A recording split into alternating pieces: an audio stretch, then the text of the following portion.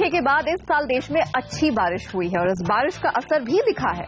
Bumper खेती हुई है और अब रिकॉर्ड अनाज उत्पादन की संभावना जताई जा रही है। बेशक पिछली दिवाली पर जिन लोगों ने चना या चीनी में पैसा लगाया वो आज शानदार मुनाफे पर बैठे हैं, लेकिन बम्पर फसल के अनुमान से सोयाबीन का दाम जमीन पर आ गिरा है। दिवाली के बाद रबी फसलों की बुआई जोर पकड़ लेगी। ऐसे में किसान हो या फिर कारोबारी, इस दिवाली कौन सी कमोडिटी लाएगी समृद्धि, ये जानने के लिए लेकर आए हैं हम ये खास पेशकश।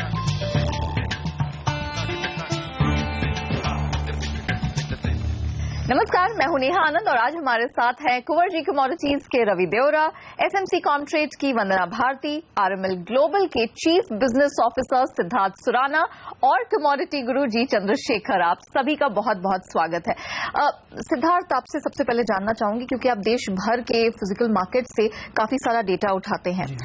खरीफ उत्पादन के रिकॉर्ड नंबर्स यहाँ निकलकर एस्टिमेट्स आ रहे हैं, तो रबी की बुआई यहाँ शुरू होने को है। सेंस क्या मिल रहा है मार्केट से? सेंस जैसे आपने इन शॉर्ट बताया कि इस बार 2 साल के सूखे के बाद में बहुत अच्छी बारिश हुई है। ऑल्दो ओवरऑल रेनफॉल 3% डेफिसिट था compare to the long period average, but still distribution काफी अच्छा था और इसलिए ओवरऑल फूड ग्रेन्स ले लीजिए, पल्सेस ले लीजिए और even oil seeds, so kharif का प्रोडक्शन मोस्टली सब एग्री कमोडिटीज में it is on the higher side. So definitely कुछ कमोडिटीज में पाइपलाइन खाली थी, वो फिल करने में मदद मिलेगी, but overall as far as kharif crops are concern on a whole the productions are really good, so that's what the sense we are getting from our field. Chandrashekhar ji, उत्पादन के लिहाज से तो बड़ी अच्छी बात कहने में निकल कर आ रही है, लेकिन जब हम मुनाफे की बात करते हैं, क्योंकि दिवाली का टाइम होता है, इन्वेस्टमेंट्स की बात होती है, पिछले दिवाली से अब तक हम देखें तो जितने लोगों ने चने में, चीनी में, कॉटन में पैसा लगाया है, खासे मुनाफे पर बैठे हैं। आपको लगता है ये फायदे का सिलसिला अगली दिवाली पे भी चलने वाला है? नहीं चलेगा। मैं मानता हूं कि एक ही खास कमोडिटी जो है एग्रीकल्चर कमोडिटी, वो है चीनी, जिसमें जरा सा मैं अपसाइड प्राइस रिस्क देखता हूं, क्योंकि चीनी के फंडामेंटल्स काफी टाइट हो चुके हैं और अगला साल शायद ऐसा एक नौबत निकलेगा हमारा देश को 15 से 20 लाख टन का इंपोर्ट करने का।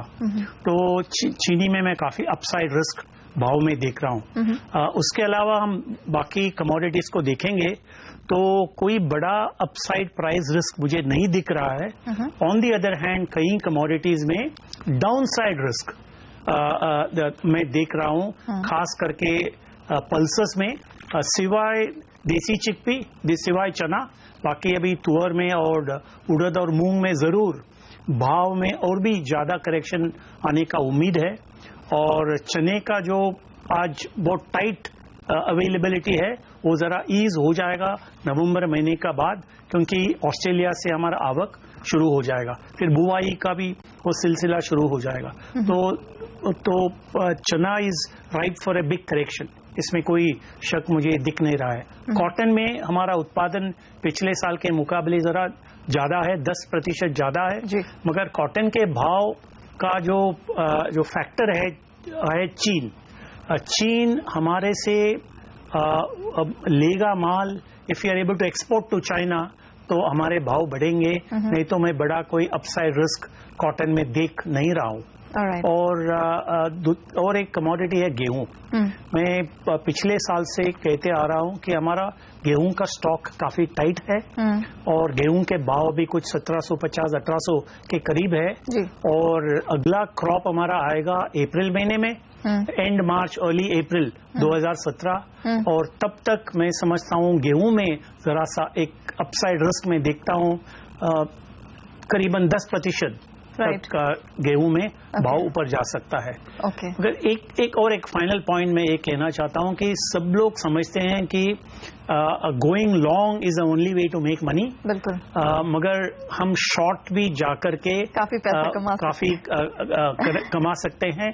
कई कमोडिटीज ऐसे हैं जहां डाउनसाइड प्राइस रिस्क भी अभी हमें दिखाई दे रहा है, वहां भी हम पैसे लगा सकते हैं। बिल्कुल चंद्रशेखर जी, आपने तो काफी बड़े लेवल पर समझा दिया, एक सेंस दे दिया कि अगली दिवाली तक आने वाले कुछ महीनों में क्या एक्सपेक्ट किया जा सकता है, लेकिन अब थोड़ा स्पेसिफिक्स में जाते हैं। रवि, आपके पास आऊंगी। पिछले साल और इस साल में आप अंतर क्या देख रहे हैं? अगर हम यहाँ पर स्पेसिफिकली चीनी को लेकर बात करें, चंद्रशेखर जी ने जैसे कहा कि सिचुएशन यहाँ थोड़ी टाइट हो सकती है, एक अपसाइड मूवमेंट आने वाले समय में दिख सकता है। सिमिलरली कपास की कीमतें हैं वो रेडार पर रहेंगी। आपकी क्या स्टडी निकल कर आ रही है इन दोनों में प्राइस पॉइंट से? फर्स्ट ऑफ ऑल कॉटन की बात करें तो मुझे लग रहा है कि चाइना की ओर से थोड़ी एक्सपोर्ट डिमांड रहेगी इस साल। साथ में बात करें तो ग्लोबली थोड़ा प्रोडक्शन की शॉर्टेज है। यूएसडीए का जो रिसेंटली रिपोर्ट निकल के आया है उसमें क्लियर इंडिकेशन है कि ग्लोबल सप्लाई थोड़ी टाइट होगी। साथ में बात करें तो थोड़ा स्टॉक टू यूज रेशियो भी इम्प्रूव हो रहा है, तो मुझे लग रहा है कि कॉटन में यहाँ से 10% तक के एक अपसाइड टारगेट आपको अगले साल देखने को मिल सकते हैं। बट हाँ, मैं चंद्रशेखर जी से बिल्कुल सहमत हूँ। पल्सेस के प्राइसेस में एक सिग्निफिकेंट फॉल आ सकता है, क्योंकि ये साल फार्मर्स ने हायर रियलाइजेशन के एक्सपेक्टेशन से काफी बुआई की है। साथ में बात करें तो जिस फार्मर की गुजरात रीजन की स्पेसिफिक बात करें तो कपास के जो क्रॉप है उसमें ज्यादा नुकसान हुआ था ड्यू टू जो लास्ट में जो रेन हुआ है उस हिसाब से, तो फार्मर्स ने कपास हटा के उसमें भी एक पल्सेस की बुआई की है। तो मुझे लग रहा है कि पल्सेस में भी एक डाउन साइड रिस्क साल रहेगा। साथ में बात करें तो जीरा में के अलावा सारे मुझे लग रहा है दोनों जो भी मसाला पैक है उसमें पर्टिकुलर धनिया में एक डाउन साइड रिस्क यहाँ से 6000 तक के बारे में हम रवि थोड़ा सा डिटेल में बात करेंगे। चीनी के बारे में थोड़ा सा फोकस करके यहाँ पर चलते, क्योंकि चंद्रशेखर जी ने भी यहाँ पर कहा कि चीनी की सिचुएशन थोड़ी सी यहाँ पर टाइट रह सकती है। केन के नंबर्स जो यहाँ पर उत्पादन के एस्टिमेट्स के निकल कर आ रहे हैं वो पिछले साल के मुकाबले थोड़ा सा कम यहाँ पर लग रहे हैं। उसे देखते हुए आप कितना यहाँ पर अपसाइड का स्कोप चीनी में देख रहे हैं? चीनी में ड्यू टू जो भी लोकल गवर्नमेंट के जो रिस्ट्रिक्शन है इस हिसाब से लग रहा है कि ज्यादा यहाँ से दाम नहीं बढ़ेगा। बट यस, यहाँ से 5 to 6% के अपसाइड के साथ बाय किया जा सकता है। मुझे लग रहा है कि चीनी में जो ग्लोबली प्राइस बढ़े काफी ईयर ऑन ईयर बात करें तो यूएस एंड लंदन के जो शुगर के प्राइसेस है उसमें 25% तक के एक लेवल दिख रहा है, इजाफा दिखा था। तो लग रहा है कि ये साल में अभी जो थोड़ा डोमेस्टिक मार्केट उसको फॉलो करेगा, तो लग रहा है कि चीनी में एक अपसाइड पोटेंशियल है, यहाँ से 6% तक के अपसाइड चीनी में देखने को मिल सकते हैं। ओके, वंदना आपके पास आऊंगी। यहाँ पर हम बिल्कुल राइटली जानते हैं कि सिर्फ खरीदारी करके नहीं, बिकवाली करके भी खासी कमाई हमारे कारोबारी यहाँ पर कर सकते हैं। हेज करना है तो फार्मर्स के पास भी वो ऑप्शन रहता है। सोयाबीन में हमने गिरावट आते हुए देखी है। अमेरिका में अच्छी खेती रही है। कुछ इंटरनेशनल जो एक्सपर्ट्स हैं उन्होंने भी जो आगे जाते हुए तेलों को लेकर जो नंबर्स दिए हैं, टारगेट्स दिए हैं, वो थोड़ा सा कीमतों में दबाव क्रिएट करने की बात कर रहे हैं। तो मौजूदा भाव पर अगर देखा जाए किसानों को तो नुकसान हो रहा है, लेकिन निवेश के लिहाज से आपको क्या लगता है सोयाबीन में क्या रणनीति अपनाई जा सकती है? नेहा, मुझे लग रहा है यहाँ पे कि सोयाबीन में ऑलरेडी बहुत फॉल आ गया और जहाँ स्पॉट मार्केट की बात है वहाँ पे 2600 से 2800 के रेंज में ये कमोडिटी ट्रेड हो रही है, एमएसपी से भी नीचे है। लेकिन फिलहाल मुझे लग रहा है जैसे सप्लाई जो न्यू अराइवल्स है वो है, यहाँ पे फ्रेश अराइवल्स हैं, तो सेलिंग प्रेशर है वो कंटिन्यू रहेगा और मार्केट जो है वो एक बार 2500 से 2400 तक का भी रेट जो है वो देख सकती है। हालांकि ये फार्मर्स के लिए एक अच्छी न्यूज नहीं है। तो मुझे लग रहा है कि सोयाबीन पे जो अभी फ्रेश अराइवल का जो इम्पैक्ट आ रहा है वो कहीं ना कहीं हम रिफाइंड सोया पे आते हुए नहीं देख रहे हैं या क्रूड पाम ऑयल पे आते हुए नहीं देख रहे हैं। तो फिलहाल मुझे लग रहा है कि सोयाबीन में सेलिंग जो है मुझे लग रहा है कि 10 to 15% अभी यहाँ पे और हो सकती है। लेकिन अगर रिफाइंड सोया की बात की जाए और अगले दिवाली तक की बात की जाए तो मुझे लग रहा है कि इनफैक्ट 5 से 6 महीने में अगर हम देखें तो मुझे लग रहा है कि 30 से 35 रुपए तक की जो गिरावट है, 670 का भाव है, मुझे लग रहा है कि 640, 635 का जो भाव है वो हम देख सकते हैं। तो बिल्कुल सही बात है, यहाँ पे हम सेलिंग करके भी यहाँ पे कमाई कर सकते हैं। तो मेरे ख्याल से अगर एक थोड़ा सा और अपसाइड देखने को मिलता है रिफाइंड सोया में 680 या 85 का, वहाँ पे सेलिंग इनिशिएट करना चाहिए। जो टारगेट होगा वो करीब मुझे लग रहा है कि 630-35 का बनेगा और एक जो सोयाबीन में जो डाउनसाइड प्रेशर है वो फिर देखने को मिलेगा रिफाइंड सोया ऑयल में भी। ओके, चलिए इसी नोट पर हम रुकते एक छोटे से ब्रेक के लिए, लेकिन कहीं मत जाइए, हमारी चर्चा बस अभी गर्माती चली जा रही है और ब्रेक के बाद हम समझेंगे कि वायदा में पैसा लगाना हो तो वो कौन कौन सी कमोडिटीज हैं जो कर सकती हैं इस दिवाली आपको मालामाल। बने रहिए सीएनबीसी आवाज के साथ।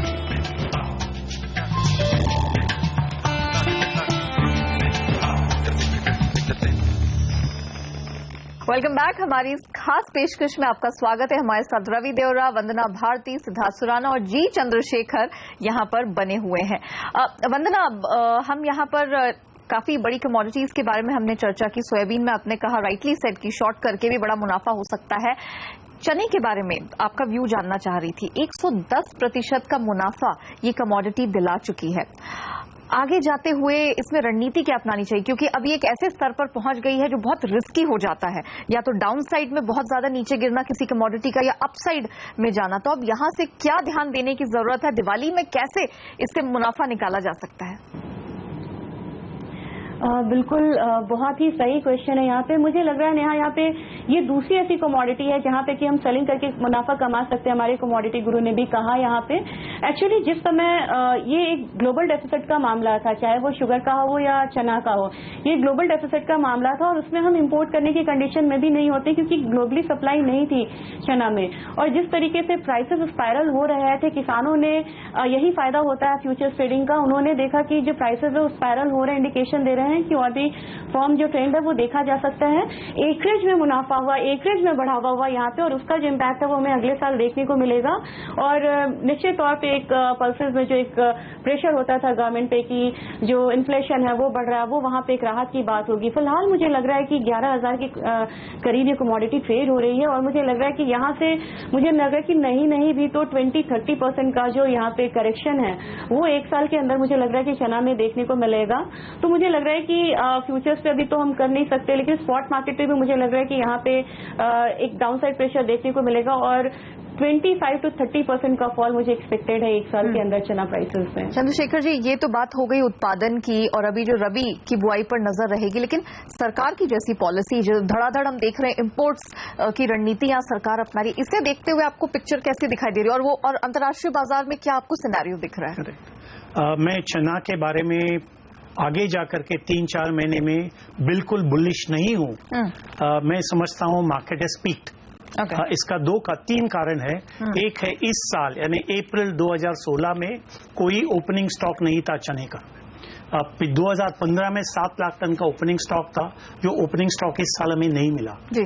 और दूसरा है पिछले 3 साल में बेमौसम बारिश और ओले पड़े थे मार्च अप्रैल महीने में, जिसके वजह से चना को बहुत बड़ा नुकसान हुआ। इस साल भी नुकसान हुआ। तो अब फेस्टिवल डिमांड है। बेसन सबसे बड़ा एक इंग्रेडिएंट है, फूड इंग्रेडिएंट, जिसका डिमांड काफी बढ़ जाता है अगस्त सितंबर अक्टूबर महीने में। तो इसके लिए there is a scarcity value जो कहा जाता है फॉर चना।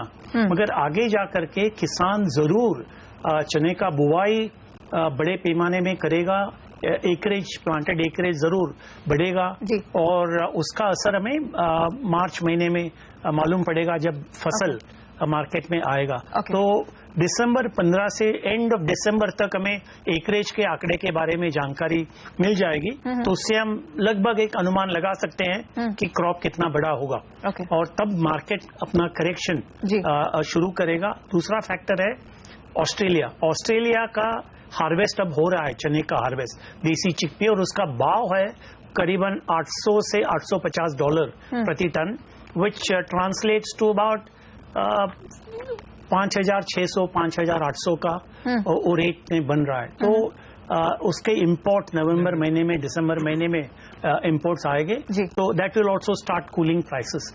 तो मैं एक करेक्शन जरूर देख रहा हूँ, अच्छा खासा करेक्शन आफ्टर से अर्ली दिसंबर से लेकर के। ओके सिद्धार्थ, क्विकली हाजिर में मसालों को लेकर आपकी रीडिंग क्या रही है? क्योंकि अगर प्राइस पॉइंट ऑफ व्यू से देखा जाए तो हल्दी है या कोरिएंडर है, इसकी कीमतों में तो बहुत ज्यादा दबाव पिछले साल से अब तक देखने को मिला है। क्या रीडिंग है आपकी? हाँ जी, तो मसालों की जहां तक बात करें, डेफिनेटली हल्दी का उत्पादन काफी बढ़ा है इस बार। अभी क्रॉप जो फरवरी से आना शुरू होगी, तो पिछले साल से करीबन 20 से 25% ज्यादा उत्पादन है हल्दी में इस बार। तो हल्दी में ऐसा लगता है कि नेक्स्ट ईयर बिल्कुल तेजी की संभावना नहीं है। अगर भाव बढ़े भी तो बहुत समय तक स्थिर नहीं रहेंगे, नीचे आ जाएंगे।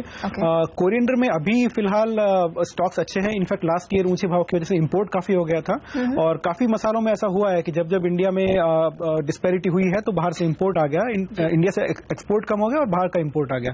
तो कोरिएंडर में भी ऐसा हुआ, जिसकी वजह से जो टाइटनेस बन रही थी वो बन नहीं पाई। But going forward next year rabi crop में इनफैक्ट कोई भी आप क्रॉप ले लें, डेफिनेटली सॉइल मॉइस्चर अच्छा है, जमीन में नमी की मात्रा अच्छी है, सोइंग टाइम पे हो जाएगी सारी क्रॉप्स की, नॉट ओनली स्पाइसेस की।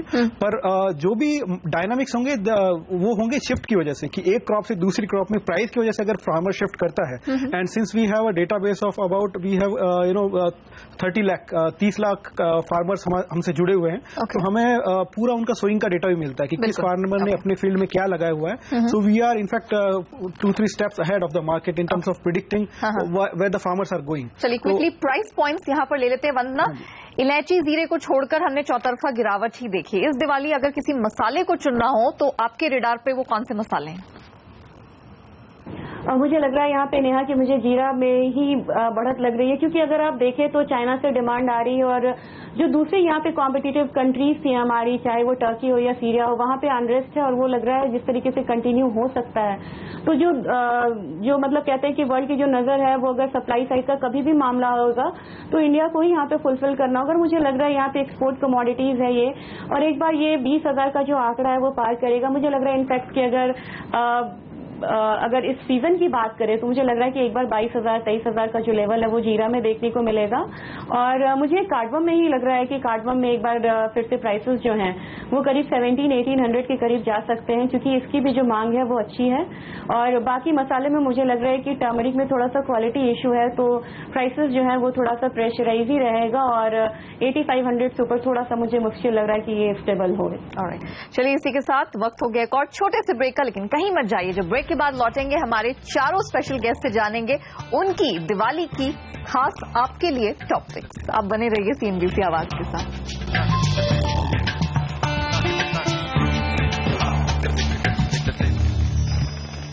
Welcome back. हमारी इस खास पेशकश में आपका स्वागत है। हमारे चारों गेस्ट बने हुए हमारे साथ आपकी दिवाली को और मुनाफेदार बनाने के लिए।